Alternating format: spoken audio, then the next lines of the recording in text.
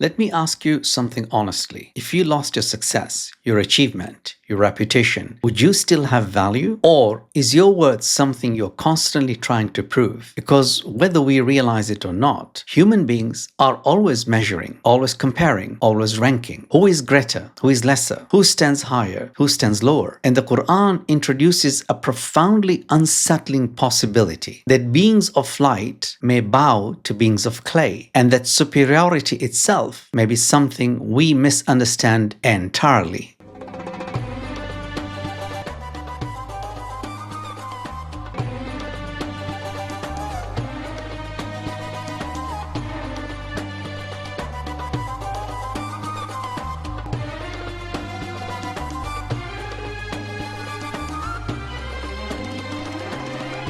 Assalamu alaikum, and welcome back to Reflection, where we explore the wisdom of the Qur'an through the lens of Tafsir al-Mīzān by ʿAllāmah Muḥammad Ḥusayn Ṭabāṭabāqqī. Let us begin with a question that quietly shapes how most people live. What exactly gives a human being value? Is it wealth, status, success, power? Is your worth measured by what you achieve, what you own, or how others see you? Because in the world around us, human value is constantly ranked. People are judged by productivity, appearance, influence, by usefulness. And slowly, without realizing it, we begin to measure ourselves by the same unstable standards. I matter when I succeed, I am valuable when I perform, I'm worthy when I'm admired. But the Qur'an speaks in a radically different way. It begins somewhere deeper. It begins with dignity. Not earned dignity, not conditional dignity, not selective dignity, intrinsic dignity. And Allah says in Surah al-Isra, that is Surah number 17, verse 70. وَلَقَدْ كَرَّمْنَا بَنِي آدَمَ وَحَمَلْنَاهُمْ فِي الْبَرِّ وَالْبَحْرِ وَرَزَقْنَاهُمْ مِنَ الطَّيِّبَاتِ وَفَضَّلْنَاهُمْ عَلَى كَثِيرٍ مِمَّنْ خَلَقْنَا تَفْضِيلًا. And surely we have honored the children of Adam. We carried them on land and sea. We provided them with good things, and we preferred them over many of those we created. Pause on that. Allah does not say, I honored the believers, I honored the successful, I honored the righteous. He says the children of Adam, every human being, before belief, before behavior, before achievement. In al-Mizan, ʿAllāmah explains that this verse establishes something foundational. Human dignity is built into creation. You are honored because Allah made you, not because of what you have done, not because of what others think, not because of where you stand in society. And that changes everything, because honor is not merely praise, it is a calling. It means no human life is worthless, no person is disposable, no soul is insignificant. And at the same time, this honor is not empty admiration. It is the beginning of responsibility, because Allah does not honor without purpose. He dignifies in order to entrust. He elevates in order to examine. And that is what we'll explore today. In this episode of Reflection, we will explore what it means that Allah honored every human being, the difference between dignity and preference, why honor inevitably brings responsibility, and how human dignity survives both blessings and hardship. Pause for a moment and ask yourself honestly, when you think about your life, do you see someone struggling for worth or someone already honored by Allah?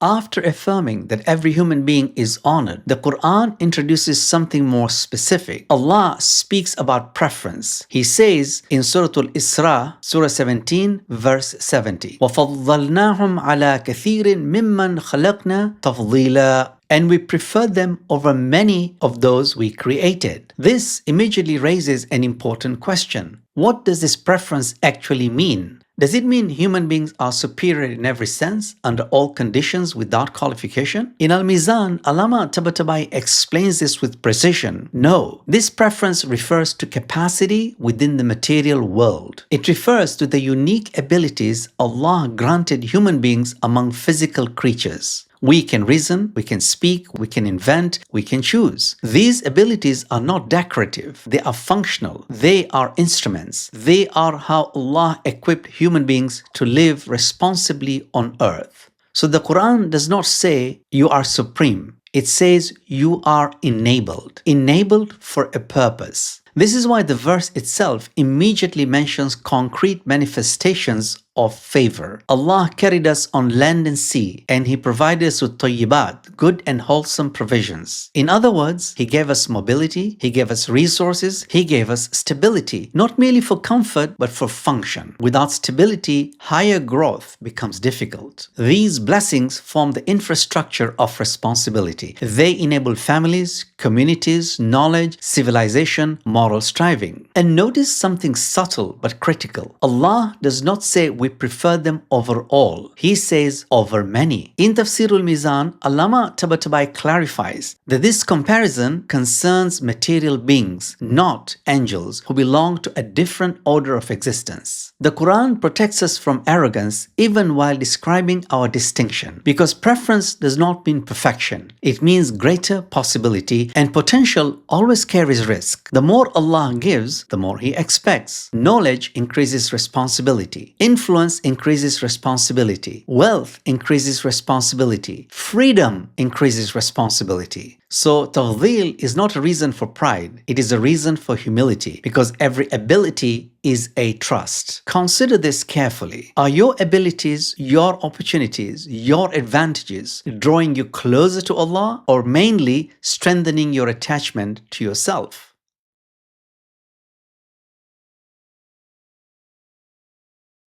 Once we understand capacity, a deeper question naturally emerges. What is all this capacity for? Because if dignity were only privilege, it would inevitably produce entitlement. People would begin to think, I'm honored, therefore I'm entitled. But the Qur'an never allows that. It immediately ties honor to responsibility. It transforms dignity into trust. As Allah says in Surah al-Ahzab, that is Surah number 33, verse 72. إِنَّا عَرَضْنَا الْأَمَانَةَ عَلَى السَّمَاوَاتِ وَالْأَرْضِ وَالْجِبَالِ فَأَبَيْنَا أَنْ يَحْمِلْنَهَا وَأَشْفَقْنَا مِنْهَا وَحَمَلَهَا الْإِنسَانُ. We offered the trust to the heavens, the earth, and the mountains. They declined to bear it and feared it, but the human being undertook it. Pause on that image. The heavens, the earth, the mountains, massive, stable, immensely powerful. Yet they recognize the weight of this trust and they step back. The human being step forward. In al-Mizan, ʿAllāmah Ṭabāṭabāʻī explains something profound here. This amānah is not a physical object. It is moral responsibility. It is consciousness. It is freedom. It's accountability. It's the ability to choose and answer for those choices. It is the burden of being addressed by God. Human dignity then is not decorative. It's weighty. It's not a badge of honor. It's a load carried by the soul. Your intellect is part of your trust. Your conscience is part of the trust. Your freedom is part of the trust. Your ability to say yes and no is part of the trust. These are what honor you, and these are what judge you. This is why every blessing is inseparable from expectation. If you can think, you must think responsibly. If you can speak, you must speak truthfully. If you can earn, you must earn ethically. If you can influence, you must influence justly. So honor is not exemption. Honor is obligation. And this is why the Qur'an repeatedly warns against arrogance. Allah says in Surah al-Isra, Surah 17, verse 37, وَلَا تَمْشِ فِي الْأَرْضِ مَرَحًا. Do not walk upon the earth arrogantly. Why? Because arrogance is the corruption of dignity. It is treating honor as ownership instead of stewardship. In al-Mizan, ʿAllāmah Ṭabāṭabāʻī emphasizes that when humans forget amānah, honor begins to decay, power becomes oppression, intellect becomes manipulation, freedom becomes indulgence, and creativity becomes destruction. History repeatedly confirms this pattern. Civilization rise with responsibility. They collapse with arrogance, because privilege without humility always turns unstable. So the Qur'an draws a straight line from honor to trust to accountability. You are honored because you are responsible. Pause for a moment and ask yourself honestly, when Allah gave you your mind, your voice, your abilities, your opportunities, did He give you privileges, or did He place a trust in your hands?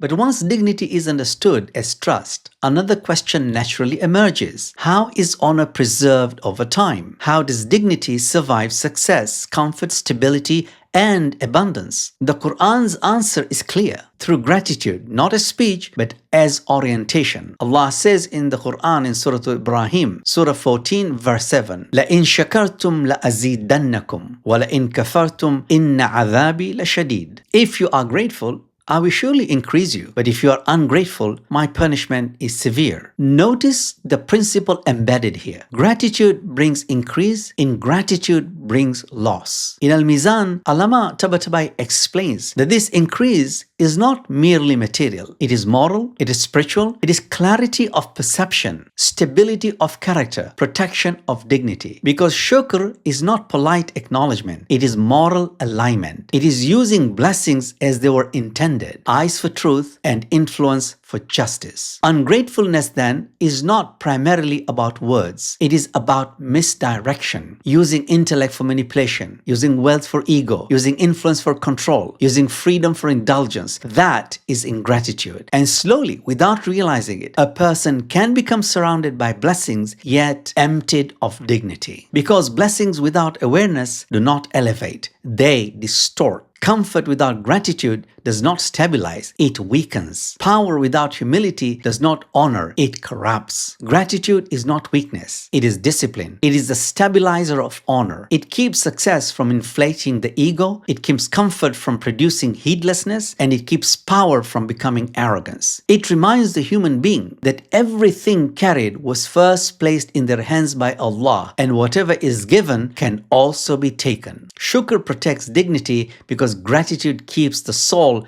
correctly oriented. Reflect carefully. Are your blessings increasing your humility or quietly strengthening your attachment to yourself?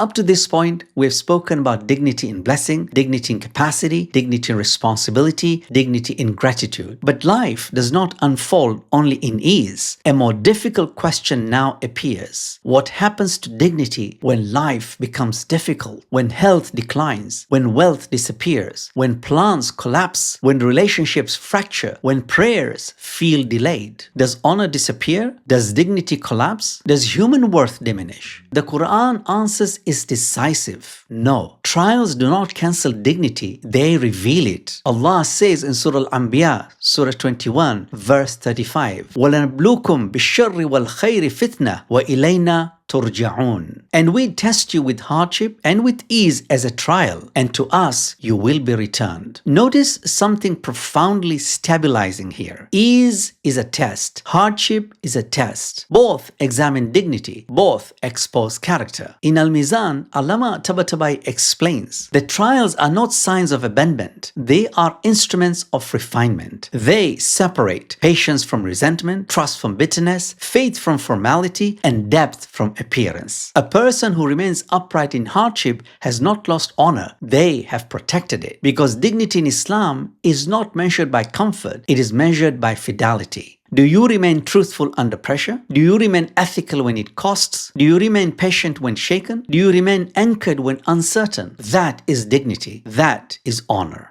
This is why the Quran never links human worth to ease. Some of the most honored servants of Allah lived the hardest lives. Prophets were tested, Imams were oppressed, righteous people were marginalized, yet their dignity increased. Because hardship strips illusion, it removes false securities, it weakens ego dependence, and it reveals sincerity. Imam Ali alayhi salam beautifully captures this inner reality. دواؤك فيك وما تشعر ودواؤك منك وما تبصر. Your cure is within you, yet you do not perceive it. Your illness is from you, yet you do not see it. A profound reminder that dignity and collapse both emerge from within the human being. Hardship can collapse the ego or clarify the heart, and that choice preserves dignity. Because suffering in Islam is never meaningless. It is formative, it shapes the soul, it refines perception, and it stabilizes character. And it reminds the human being, your worth was never in comfort, it was always in who you become. Pause for a moment and reflect honestly. When life becomes difficult, does your character deepen or harden?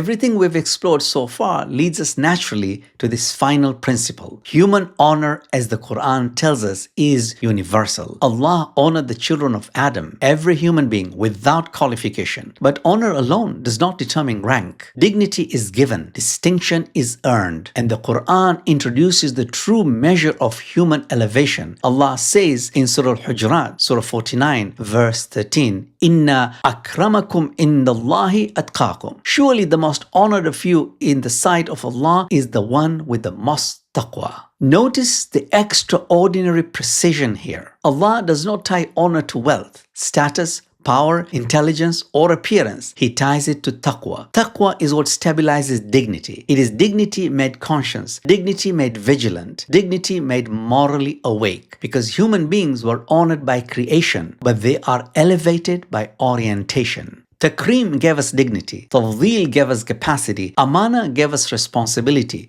but Taqwā gives dignity direction. It protects honor from corruption. It guards ability from arrogance. It preserves blessings from distortion. Without Taqwā, capacity destabilizes, privilege inflates, success intoxicates. But with Taqwā, honor becomes anchored, stable, resilient, unshaken by fluctuation. This is why the Ahl Bayt consistently emphasize awareness. Imam Jafar Sadiq salawatullahi wa salamu alayhi said, Inna Allah tabaraka wa ta'ala lam yattakhidh waliyan jahila. Allah, blessed and exalted, does not take as his friend one who is ignorant. Because taqwa requires perception. One cannot guard what one does not see. One cannot remain vigilant while living heedlessly. And Imam Ali alayhi salam describes the inner state of those whose dignity has matured. قَدْ أَحْيَا أَقْلَهُ وَأَمَاتَ نَفْسَهُ. He has revived his intellect and subdued his ego. This is taqwa embodied. The intellect governs, the ego yields, the conscience stabilizes. And when taqwa deepens,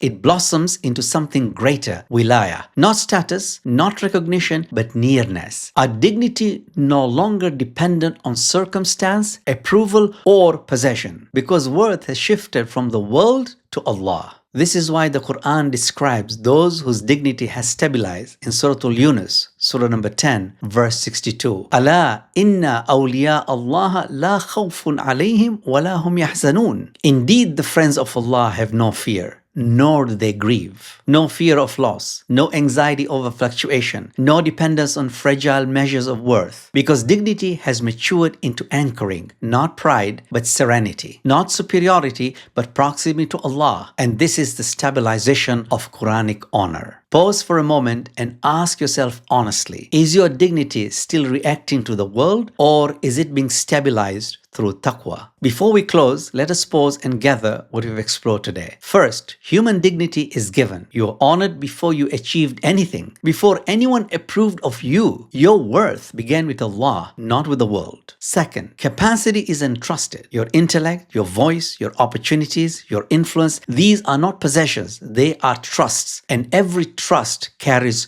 responsibility. Third, gratitude preserves dignity. Blessings without awareness can distort. Success without humility can corrupt. But gratitude stabilizes honor. It keeps the soul correctly oriented. Fourth, dignity is revealed through trials and stabilized through taqwa. Hardship does not erase your worth. It exposes your depth. It clarifies your character. Because dignity is not measured by ease. It is refined by endurance and anchored by vigilance before Allah. True honor is not found in recognition, but in orientation. So, as you leave this episode, pause for a moment and ask yourself quietly, where does my sense of worth truly rest? In achievement, in comparison, in approval, or in Allah? In our next episode 29 of Reflection, we turn to a question that has unsettled theologians, philosophers, and believers for centuries. Are human beings superior to angels? If angels never disobey, never hesitate, never struggle, then what exactly makes the human being